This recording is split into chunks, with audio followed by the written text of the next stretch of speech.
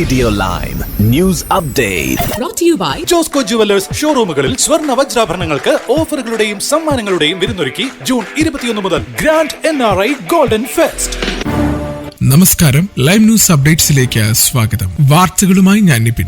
May മാസത്തിലെ കുത്തനെയുള്ള ഇടിവിന് ശേഷം ജൂണിൽ UK-യിലെ റീറ്റെയിൽ വിപണിയിൽ വീണ്ടും കുതിച്ചുചാട്ടം. ചൂടുള്ള കാലാവസ്ഥയും കായിക മത്സരങ്ങളും ജനങ്ങളെ വൈദ്യുത ഫാനുകൾ, സ്പോർട്സ് ഉപകരണങ്ങൾ തുടങ്ങിയ ഇനങ്ങൾക്കായി കൂടുതൽ ചെലവഴിക്കുവാൻ പ്രേരിപ്പിച്ചു. ബ്രിട്ടീഷ് റീറ്റെയിൽ കൺസോർഷ്യം പുറത്തുവിട്ട റിപ്പോർട്ടുകൾ പ്രകാരം അടുത്ത വർഷത്തെ അപേക്ഷിച്ച് ഈ വർഷം റീറ്റെയിൽ വിൽപ്പനയിൽ 3.1% കുതിച്ചുചാട്ടമാണ് ഉണ്ടായിരിക്കുന്നത്. മെയ് മാസത്തിൽ വിൽപ്പനയിൽ 2.7% കുത്തനെ ഇടിവ് നേരിട്ടതായി BRC റിപ്പോർട്ടിൽ കാണാം. ഇതിനുശേഷമാണ് വിപണിയിൽ ഈയൊരു തിരിച്ചുവരവ് ഉണ്ടായിരിക്കുന്നത്.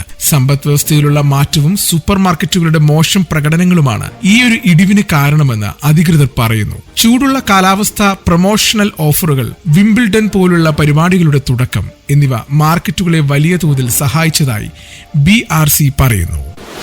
പോർട്ട് ടാൽബോട്ടിലെ ടാറ്റ സ്റ്റീൽ വർക്സിൽ ഇലക്ട്രിക് ആർക്ക് ഫർണസിന്റെ നിർമ്മാണം തുടങ്ങി. ഇതോടെ സംരക്ഷിക്കപ്പെടുന്നത് 5000 തൊഴിൽ അവസരങ്ങളാണ്. ടാറ്റ പഴയ ഫാസ്റ്റ് ബേണേഴ്സുകൾ പൂട്ടുകയാണെന്ന് പ്രഖ്യാപിച്ചതിന് പിന്നാലെ വലിയ അനിശ്ചിതത്വമാണ് നിലനിന്നിരുന്നത്. ഇലക്ട്രിക് ഫർണസിലേക്ക് മാറുന്നതിന് കരിമ്പുക നിർഗമനം വെറും 10% കുറയ്ക്കും. ഫോർട്ട് ടാൽബോട്ടിലെ ഫർണസ് പരിഷ്കരിക്കുന്നതിന് UK സർക്കാർ വൻ പിന്തുണയാണ് കൊടുത്തിരിക്കുന്നത്. 500 മില്യൺ പൗണ്ട് UK ഗവൺമെന്റ് ഗ്രാന്റായി നൽകി. രാജ്യം പുതിയ ഉരുക്ക് നയം രൂപപ്പെടുത്തുന്നതിന്റെ പശ്ചാത്തലത്തിലാണ് ഈ ഗ്രാന്റ് നൽകിയിരിക്കുന്നത്. 2.5 ബില്യൺ പൗണ്ട് വരെ നിക്ഷിപ്തമാണ് വരാനിരിക്കുന്ന ഉരുക്ക് നയം. ഈ നയം അന്തിമമാക്കുന്നതിന് മുന്നോടിയായി വ്യവസായ മന്ത്രി സാറ ജോൺസ് കാർഡിഫിലെ സ്റ്റീൽ കൗൺസിലിന്റെ യോഗത്തിന് അധ്യക്ഷത വഹിച്ചു. അഹമ്മദാബാദിൽ നിന്ന് പറന്നുയർന്ന തൊട്ടുപിന്നാലെ എയർ ഇന്ത്യ ബോയിംഗ് 7878 തകർന്നു വീഴുന്നതിന് 4 ആഴ്ച മുമ്പ് UK-യിലെ സിവിൽ ഏവിയേഷൻ അതോറിറ്റി ബോയിംഗ് വിമാനങ്ങളിലെ ഇന്ധന നിയന്ത്രണ സ്വിച്ചുകൾ ഫ്ലാഗ് ചെയ്യുകയും ദിവസേനയുള്ള പരിശോധനകൾക്ക് ഉത്തരവിടുകയും ചെയ്തിരുന്നു. മെയ് 15-ന് UK ഏവിയേഷൻ റെഗുലേറ്റർ ഒരു സുരക്ഷാ അറിയിപ്പ് പുറപ്പെടുവിച്ചു. അതിൽ 787 ഡ്രീം ലൈനർ ഉൾപ്പെടെ 5 ബോയിംഗ് മോഡലുകളുടെ ഓപ്പറേറ്റർമാരോട് US federal aviation administration airworthiness directive അവലോകനം ചെയ്യുവാനും അത് അവരുടെ ഫ്ലീറ്റിനെ ബാധിക്കുമോ എന്ന് നിർണ്ണയിക്കുവാനും നിർദ്ദേശിച്ചു. ഇന്ധന ഷട്ട് ഓഫ് വാൽവ് ആക്യുവേറ്ററുകളെ സുരക്ഷാ ആശങ്കയായി FAA നിർദ്ദേശം ചൂണ്ടിക്കാണിച്ചിരുന്നു.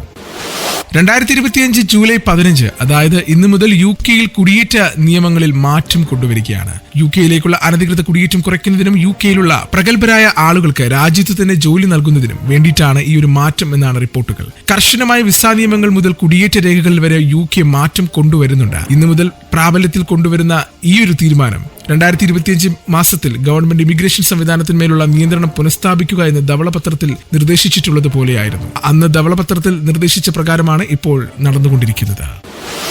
ഇനി നാട്ടിലെ വാർത്തകൾ. യമനിൽ മലയാളി നഴ്സ് നിമിഷപ്രിയയുടെ വധശിക്ഷ മാറ്റിവെച്ചു. നിമിഷപ്രിയയുടെ മോചനത്തിനായി ശ്രമിക്കുന്ന save Nimisha Priya international action council എന്ന സംഘടനയാണ് ഈ കാര്യം അറിയിച്ചത്. ഇന്ത്യൻ വിദേശകാര്യ മന്ത്രാലയം ഇത് സ്ഥിരീകരിച്ചിട്ടുണ്ട്. വധശിക്ഷ ഒഴിവാക്കുവാൻ കാന്തപുരം MP അബൂബക്കർ മുസ്ലിയാരുടെ ഇടപെടലിനെ തുടർന്ന് യമനിൽ ഇന്ന് യോഗം ചേർന്നിരുന്നു. ഇതിന് പിന്നാലെയാണ് പ്രതിപക്ഷം ഉണർത്തുന്ന സൂചനകൾ പുറത്തുവരുന്നത്. കൊല്ലപ്പെട്ട യമൻ പൗരൻ തലാലിന്റെ കുടുംബവുമായി മധ്യസ്ഥ ചർച്ചകളാണ് ഇന്ന് നടന്നത്. ഇതിന്റെ വിശദാംശങ്ങൾ പുറത്തു വന്നിട്ടില്ല. നാളെ വധശിക്ഷ നടപ്പിലാക്കുമെന്നായിരുന്നു നേരത്തെയുള്ള മുന്നറിയിപ്പ്. സാധ്യമായ എല്ലാ ശ്രമങ്ങളും നടത്തിയെന്നും യമനിലെ ജയിൽ അധികൃതരുമായി ഇന്ത്യൻ ഉദ്യോഗസ്ഥർ സംസാരിച്ചുവെന്നും കേന്ദ്ര വൃത്തങ്ങൾ അറിയിച്ചു.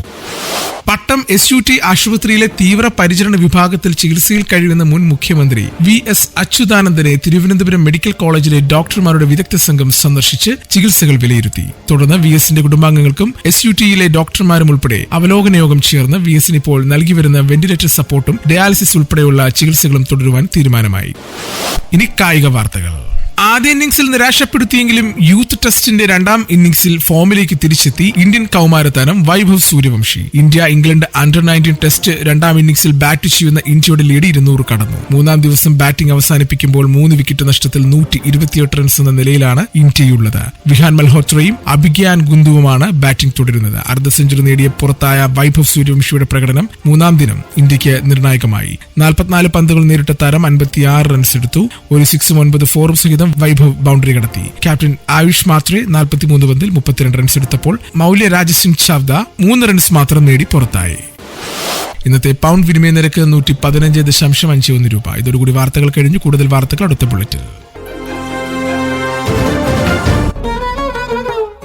കൂടുതൽ വാർത്തകൾക്കും വിശേഷങ്ങൾക്കുമായി റേഡിയോ ലൈം ആപ്പ് ഡൗൺലോഡ് ചെയ്യൂ പ്ലേ സ്റ്റോറിൽ നിന്നും ആപ്പ് സ്റ്റോറിൽ നിന്നും.